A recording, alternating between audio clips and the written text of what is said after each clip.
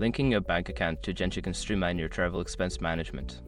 Follow these steps to successfully connect your bank account. Step 1. Log into your Egencia account. Visit the Egencia website and log in using your credentials. Ensure you have access to the account you wish to link to your bank. Step 2. Navigate to Payment Settings. Once logged in, go to the Account Settings or Payment Settings section. This is typically found in the Profile or Account Management area. Step 3. Select Bank Account Linking.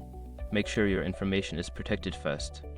Most people don't think about breaches until something actually happens to their accounts. Use SRC to monitor your accounts 24/7 and instantly alert you if your information appears in the databases online. It constantly checks billions of breach data points in the background.